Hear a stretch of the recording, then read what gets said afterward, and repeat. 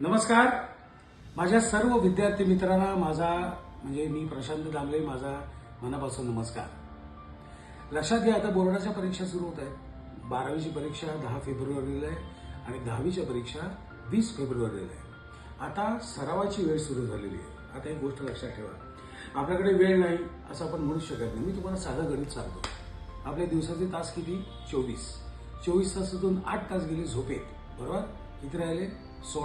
16तून 3 तास बाकीचे म्हणजे दात घासणे हे ते इकडचे तिकडे गेले. किती राहिले? 13 तास.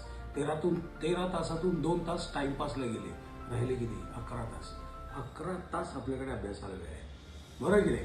आता समजा अभ्यास करताना तुम्ही 1-2 चॅप्टर्स किंवा 3-4 चॅप्टर्स ऑप्शनला टाकले असतील तर त्याचा विचार करू नका. ओके, समजा 10 पैकी तुम्ही 2 चॅप्टर समजा ऑप्शनला टाकले असतील तर 8 चॅप्टर तुम्ही जे केलेत ना त्याच्यावर घनघोर अभ्यास करा.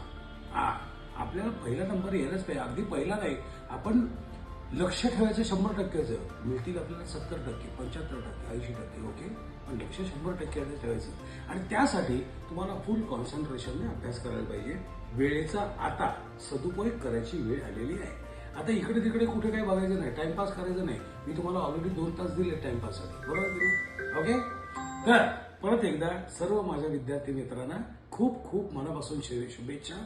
शांतपणे लिहा पेपर, कॉपी करायची नाही, शॉर्टकट मारायचा नाही, कळलं का?